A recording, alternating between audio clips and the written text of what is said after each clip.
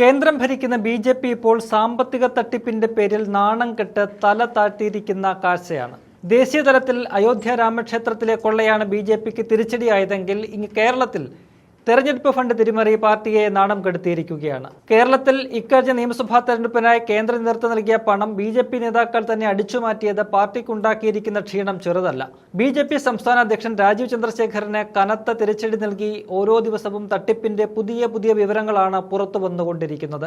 Fund തട്ടിപ്പ് പുറത്തു വന്നതോടെ പാർട്ടിയിൽ ഏറെക്കാലമായി നിലനിൽക്കുന്ന വിഭാഗീയത കൂടുതൽ കരുത്താർജിക്കുകയും ചെയ്തിട്ടുണ്ട്. വിഷയത്തിൽ സമഗ്രമായ അന്വേഷണം വേണമെന്നാണ് പാർട്ടിയിലെ വി. മുരളീധര പക്ഷം ഉന്നയിക്കുന്ന ആവശ്യം. ഇത് രാജീവ് ചന്ദ്രശേഖരനെ ലക്ഷ്യമിട്ടുള്ള നീക്കമാണെന്നതിൽ സംശയമില്ല. അതുകൊണ്ട് തന്നെ 140 മണ്ഡലങ്ങളിലെയും ഫണ്ട് വിനിയോഗത്തെക്കുറിച്ച് അന്വേഷിക്കാനുള്ള നീക്കമാണ് സംസ്ഥാന നേതൃത്വം നടത്തുന്നത്. അതായത് ഇപ്പോൾ ഉയർന്നിരിക്കുന്ന അഴിമതി ആരോപണങ്ങളിൽ മാത്രം അന്വേഷണം ഒതുങ്ങില്ല. അത് രാജീവ് പക്ഷത്തെ മറുതന്ത്രമാണ്. ഇപ്പോൾ പുറത്തുവരാത്ത ക്രമക്കേടുകളും കൂടി പുറത്തു കൊണ്ടുവന്ന് തനിക്കെതിരായ എല്ലാ ശബ്ദങ്ങളെയും ഇല്ലാതാക്കാനുള്ള ബുദ്ധി. എന്തായാലും സംസ്ഥാനത്തെ ചെറുതും വലുതുമായ നേതാക്കളെല്ലാം ചേർന്ന് സ്വന്തം പാർട്ടിയുടെ ഫണ്ട് തന്നെ അടിച്ചുമാറ്റി വീട്ടിൽ കൊണ്ടുപോയി എന്നാണ് വാർത്തകളിൽ നിന്ന് മനസ്സിലാകുന്നത്. തെരഞ്ഞെടുപ്പ് സമയത്ത് കേന്ദ്രത്തിൽ നിന്നെത്തിച്ച കൊടിതോരണങ്ങൾ ഉൾപ്പെടെ മറിച്ചുവിറ്റ് ലക്ഷങ്ങൾ പലരും പോക്കറ്റിലാക്കിയെന്നാണ് പുറത്തുവരുന്ന വിവരം. കേന്ദ്രം ഫ്രീയായി നൽകിയ കൊടിതോരണങ്ങളാണ് സംസ്ഥാന നേതാക്കൾ വൻതുകയ്ക്ക് താഴെത്തട്ടിലേക്ക് മറിച്ചുവിറ്റത്. ഇഷ്ടമുള്ള സ്വകാര്യ കമ്പനിയിൽ നിന്ന് തുക കൂട്ടി കൊടിയടിപ്പിച്ച് കമ്മീഷൻ കൈപ്പറ്റി. തലസ്ഥാനത്തെ വൻകിട ഹോട്ടലുകളിൽ കൂട്ടത്തോടെ മുറി ബുക്ക് ചെയ്ത് ഫണ്ട് തട്ടിച്ചു. ഇങ്ങനെ നീളുകയാണ് ക്രമക്കേടുകളുടെ ലിസ്റ്റ്.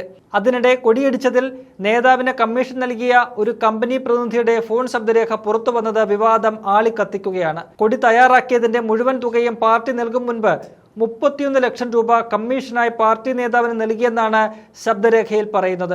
ബി.ജെ.പി. സംസ്ഥാന സെക്രട്ടറി ഉൾപ്പെടെയാണ് വിവാദത്തിൽപ്പെട്ടിരിക്കുന്നത് എന്നതിൽ നിന്ന് തന്നെ ക്രമക്കേടിന്റെ ഗൗരവം വ്യക്തമാണ്. വ്യാപക ക്രമക്കേട് നടന്നിട്ടും സംസ്ഥാന നേതൃത്വം അതെല്ലാം മൂടിവെക്കുകയാണെന്നാണ് മുരളീധര പക്ഷത്തിന്റെ ആരോപണം. വിദേശത്തുള്ള സംസ്ഥാന അധ്യക്ഷൻ രാജീവ് ചന്ദ്രശേഖർ ശനിയാഴ്ച തിരിച്ചെത്തിയാലുടൻ വിഷയത്തിൽ നടപടി ഉണ്ടാകുമെന്നാണ് നേതൃത്വം പറയുന്നത്. പാർട്ടി നിയോഗിച്ച ട്രഷറർ തന്നെയാണ് ആദ്യം തിരിമറി കണ്ടെത്തി ദേശീയ നേതൃത്വത്തെ അറിയിച്ചത്. പാർട്ടിയിലെ വിഭാഗീയത തന്നെയാണ് തട്ടിപ്പ് പുറത്തു വന്നതിന് പിന്നിലെന്നാണ് നേതൃത്വം സംശയിക്കുന്നത്. വിഷയത്തിൽ സംസ്ഥാന സെക്രട്ടറിയെയും 2 നേതാക്കളെയും ചുമതലയിൽ നിന്ന് മാറ്റി നിർത്തി നടപടി സ്വീകരിച്ചെന്ന അറിയിപ്പ് വിവാദത്തിന് പിന്നാലെ പ്രചരിച്ചിരുന്നു.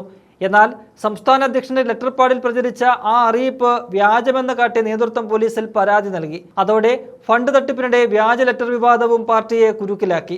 ഇക്കഴിഞ്ഞ നിയമസഭാ തെരഞ്ഞെടുപ്പിൽ ചരിത്രത്തിൽ ആദ്യമായി 3 സീറ്റുകൾ നേടി ബി.ജെ.പി. ഉജ്ജ്വല വിജയമാണ് സ്വന്തമാക്കിയത്.